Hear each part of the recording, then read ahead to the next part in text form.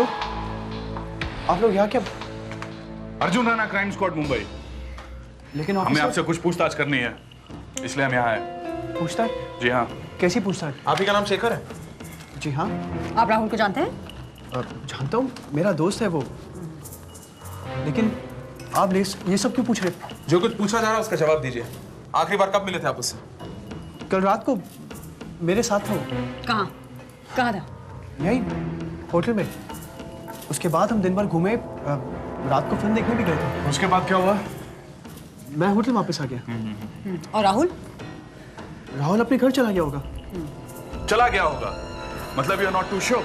नहीं मतलब अब मेरा मतलब है कि वो राहुल की गाड़ी खराब हो गई थी। मैं किसी से लिफ्ट लेकर होटल तक आ गया था। वो वहीं था। उसने कहा था कि वो भी लिफ्ट लेकर अपने घर चला जाएगा। हाँ, लेकिन लिफ्ट लेकर क्यों? टैक्सी और रिक्शे में भी तो वापस आ सकते थे। सर प्रॉब्लम यही हुई। क्या? हम काफ़ी देर तक वहाँ खड़े रहे, लेकिन वहाँ हमें कोई टैक्सी ऑटो नहीं मिला। अच्छा। लेकिन आप ये सब में से क्यों पूछ रहे हैं? क्योंकि कल रात उसका किसी ने कत्ल कर दिया। What?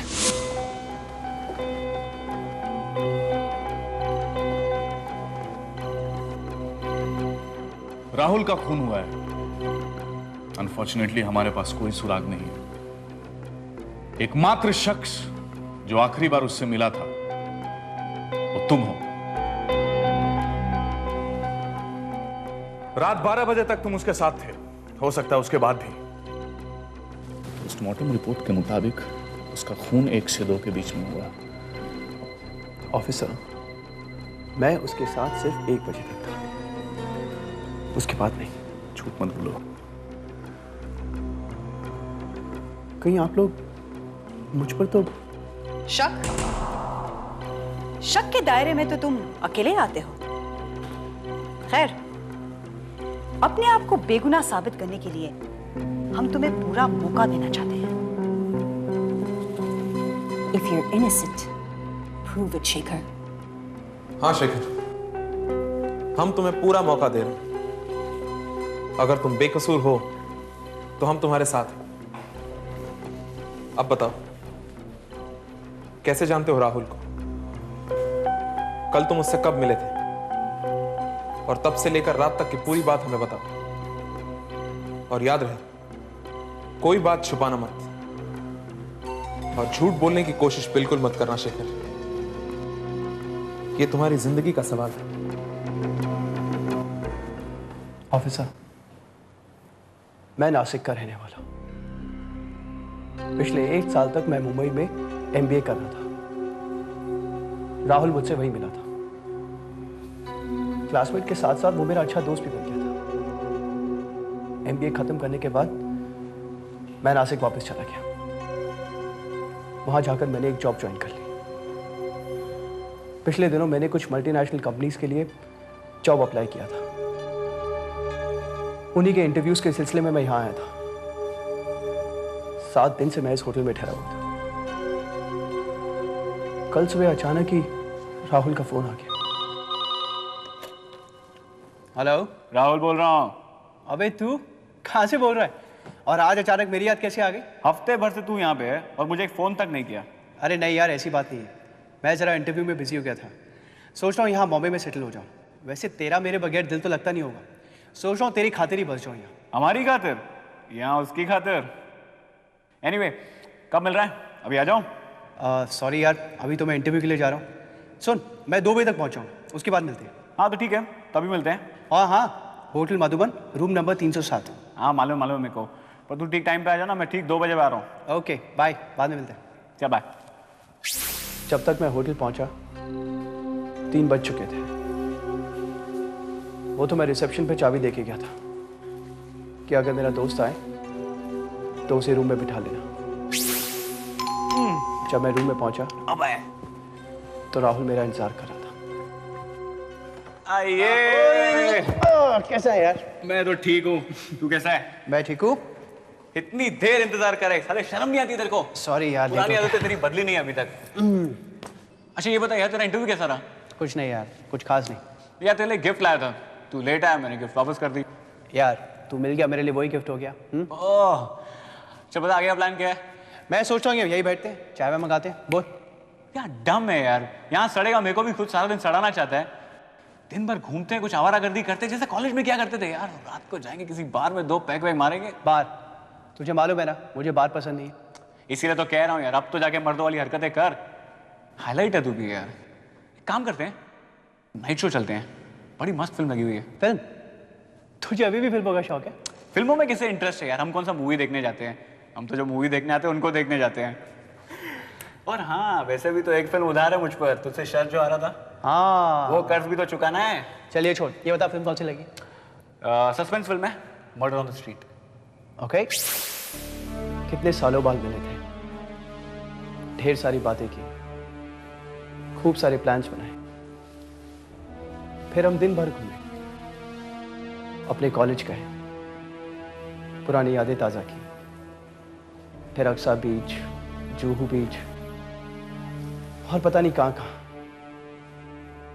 घूमते घूमते मूवी का टाइम हो गया। जब हम पिक्चर देख के बाहर आए तो काफी रात हो चुकी थी। राहुल ने कहा कि वो मुझे होटल छोड़ देगा और रास्ते में गाड़ी खराब हो गई।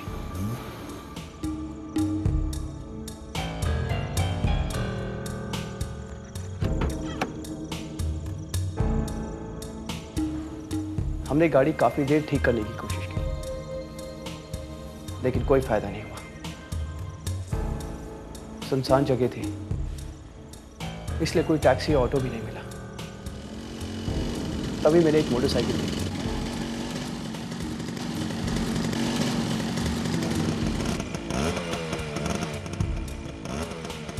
मैंने उसे रोका और मैं लेफ्ट लेकर होटल आ गया। और राहुल वहीं था और मैं होटल आके सो गया। सुबह उठा तो आप लोग। अच्छी कहानी बना लेते हो। खैर, ये बताओ किसकी मोटरसाइकिल से तुमने लिफ्ट ली थी? अब ये सब कोई देखता है क्या? कोई 30-35 साल का आदमी था। हाँ, 30-35 साल का आदमी होगा तो क्या मोटरसाइकिल का नंबर कुछ तुमने नोट किया? क्या नंबर था बताओ। ऑफिसर, अगर मुझे ये मालूम होता कि ऐसी मुसीबत आने वाली है तो मैं ध्यान रखता। हम कैसे यकीन कर ले कि जब तुमने राहुल को छोड़ा तो वो सही सलामत था? तो आप ही बताइए ना, मैं आप लोगों को कैसे यकीन दिलाऊं? जब मैं वहां से गया वो बिल्कुल ठीक था। लेकिन पोस्टमार्टम रिपोर्ट के मुताबिक जब तुमने राहुल को वहां छोड़ा था, लगभग उसी वक्त उसकी मौत हुई थी। हो सकता है कि मेरे जाने के बाद किसी ने राहुल को मार डाला। हो सकता है शिखर, लेकिन ये भी तो हो सकता है कि निकलने से पहले तुमने उसे मार दिया। इंस्पेक्टर बस, मैं आपको कह रहा हूं कि मैंने उसको नहीं मारा। वो मेरे पे जान छिड़कता था। मैं अपने दोस्त को नहीं मार सकता हूं। एग्जैक्टली, यही तो हम पता लगाना चाहते हैं कि आखिर तुमने उसे क्यों मारा। और अगर तुमने उसे नहीं मारा तो फिर उसे किसने मारा? तुम उसके दोस्त हो, तुम्हें तो पता ही होगा। बताओ इंस्पेक्टर, मैं सिर्फ इतना जानता हूं कि मैंने अपने दोस्त को नहीं मारा। मैं आप लोगों को कैसे यकीन दिलाऊं कि मैंने उसे नहीं मारा? अरे मैं उसे मार ही नहीं सकता हूं। वो मेरा इतना अच्छा दोस्त था, मैं उसे क्यों मारूंगा? आप लोग मेरी बात का विश्वास कीजिए, मैंने उसको नहीं मारा मेरे राहुल को। सेक्रेटरी के बेटे के हत्या के बारे में कुछ कहना चाहेंगे सर? अभी हम कुछ नहीं बता सकते। सर, हमने सुना है कि 6 घंटे के अंदर क्राइम स्पॉट में सभी हत्यारों को पकड़ लिया सर। मर्डर किया है क्या? ये सब उसने गली किया? क्या आपको लगता है ये political murder? No comments please. कहीं इसके पीछे उन लोगों का हाथ तो नहीं जिनके संबंध अंडरवर्ल्ड से है? सर देखिए, फिलहाल हम सिर्फ इतना कह सकते हैं कि अभी अभी हमने एक आदमी को गिरफ्तार किया है। राहुल का दोस्त है वो। हालांकि अभी तक उसने अपना जुर्म कबूल नहीं किया है, लेकिन पूछताछ जारी है। जैसे ही कुछ पता चलेगा आप लोगों को बताएंगे। सबसे पहले आप ही लोग को बताएंगे। Thank you sir.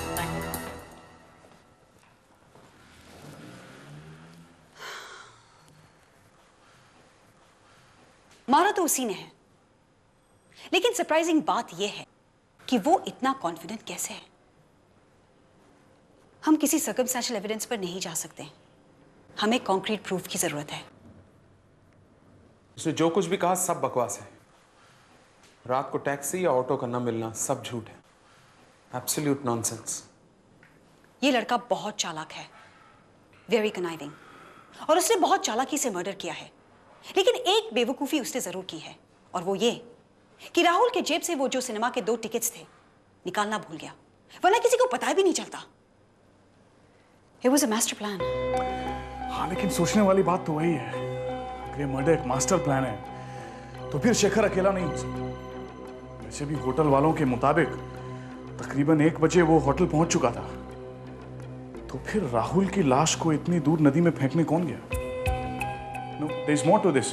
इसमें और लोग इन्वॉल्व हैं। It's clear. Seems like a big conspiracy. बहुत बड़ी साजिश लगती है। लेकिन वही तो समझना है हमें कि ये किसकी साजिश हो सकती है, किसकी। एक बार अगर हमें कत्ल का असली मोटिव पता चल जाए तो हमें कातिल तक पहुंचना आसान हो जाएगा। लेकिन सपोज अगर ये मर्डर पॉलिटिकली मोटिवेटेड है तो इसका साफ मतलब ये है कि शेखर कुछ बड़े लोगों के हाथ का मोहरा बना है।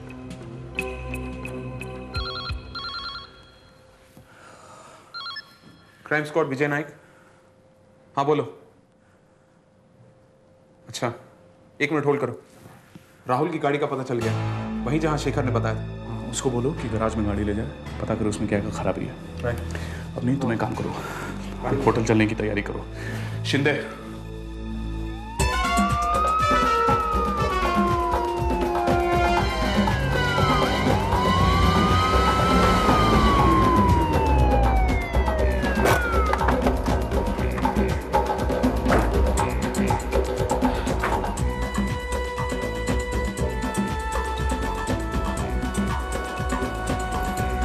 रूम नंबर 307 की चाबी दीजिए प्लीज। Yes sir. इन्हें 307 खोल के देना।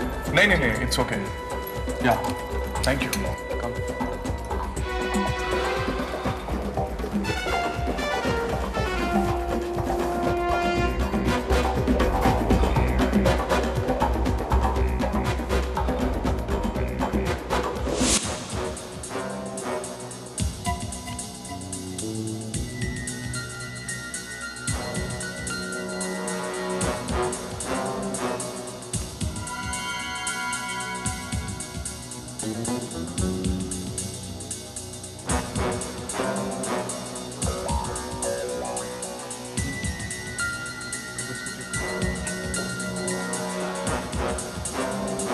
इधर देखो।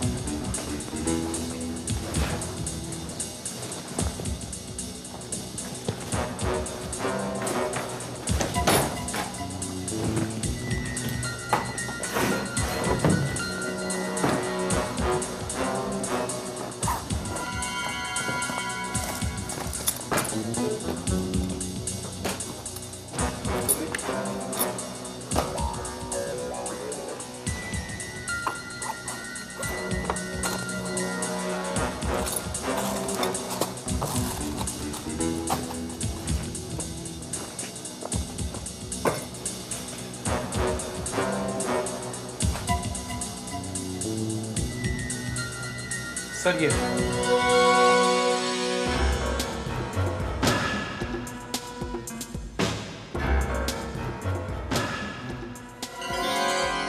उनके निशान ठीक है, टेस्ट के लिए भिजवा दो। Come on.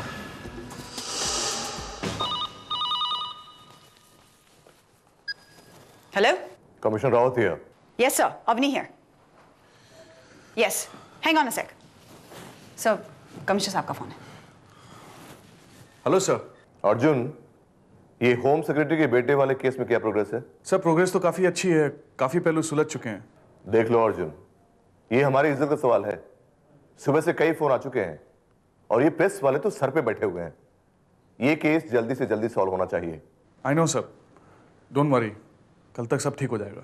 That's the spirit Arjun. I am proud of you. Thank you sir.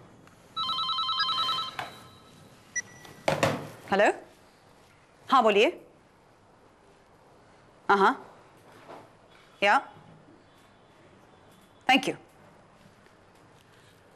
Sir. Lab से फोन था। शेखर के कुर्ते पर जो खून के धब्बे थे वो राहुल के ही हैं। अच्छे, अब शेखर नहीं बच सकता। तो तुम शेखर हो, क्यों किया तुमने ऐसा? अंकल मैं आपको कैसे यकीन दिलाऊं? मैंने राहुल का खून नहीं किया। इतना सब कुछ हो जाने के बाद भी तुम कहते हो कि तुमने कुछ नहीं किया। अंकल मैं मानता हूं कि सारे सबूत मेरे खिलाफ हैं, मगर मैंने अगर मगर से तुम अपने आप को बेगुनाह साबित नहीं कर पाओगे।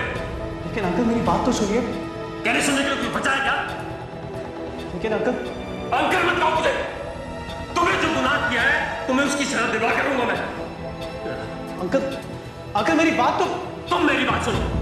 मैं तुम्हें सिर्फ ये बताने आया हूं कि मेरे बेटे को मारकर तुमने जो गुनाह किया है उसकी तुम्हें कड़ी से कड़ी सजा मिलेगी। लेकिन अंकल, मैंने आपके बेटे को नहीं मारा। अंकल मेरी बात तो सुनिए। Uncle please, uncle.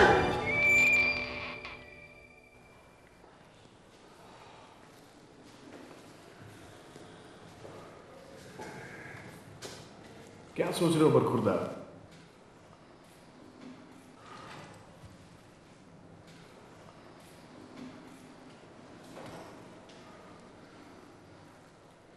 सोच रहा हूं इंसान की किस्मत उसे कहां से कहां ले जाती है। किस्मत नहीं शेखर, इंसान के कर्म उसे कहां से कहां ले जाते हैं। मैं कुछ समझा नहीं। समझ आ, इसे पहचानते हो?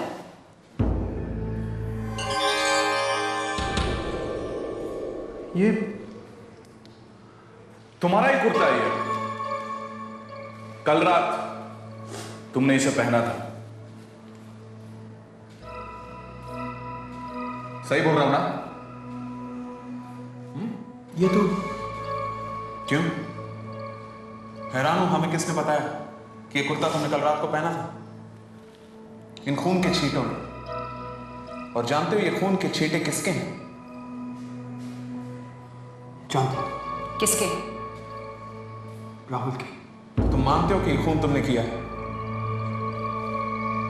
मैंने ऐसा नहीं कहा। तो उस वक्त तुम मौजूद थे जिस वक्त उसका कत्ल हुआ? मैंने ऐसा भी नहीं कहा। किसे बेवकूफ बनाने की कोशिश करो शेखर? ये खून के धब्बे जो तुम्हारे कुर्ते पर आए थे, ये किसके हैं? बोलो शेखर, किसके हैं? जवाब दो। Come on, tell us. Come on Shekhar, say it now. ठीक है, बताता हूं।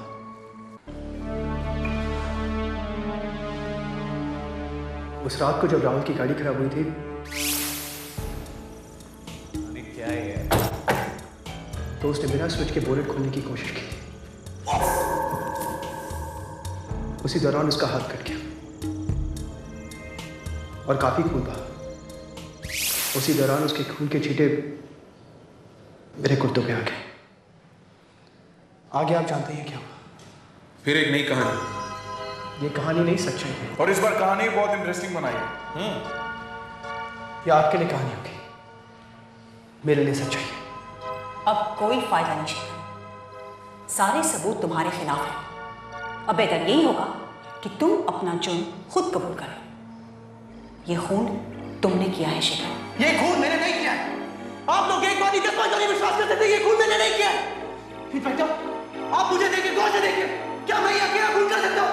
वही तो मैं बताने की कोशिश कर रहा हूं तुम्हें कि ये खून तुमने अकेले नहीं किया। तुम्हारे साथ और बहुत से लोग मिले हुए थे। कौन थे? बताओ, जल्दी बताओ। देखो मेरी बात को ध्यान से समझने की कोशिश करो। मुझे मालूम है कि तुम एक बहुत बड़ी साजिश के एक छोटे से मोहरे मात्र हो, लेकिन वो कौन लोग थे? अगर तुम ये बात बता दोगे तो हम तुम्हें सरकारी गवाह बना देंगे। हाँ बताओ। इंस्पेक्टर साहब, मैंने ये खून नहीं किया। कौन थे वो लोग? इंस्पेक्टर साहब, Who are these people? मैंने ये खून नहीं किया। Tell me that. Who are these people? मैंने ये खून नहीं किया। मैंने उसे नहीं मारा। कौन है? मैंने उसे ठीक है शेखर, हम मान लेते हैं, लेकिन अगर तुम्हारी यही जिद रही तो तुम्हें कोई नहीं बचा सकता।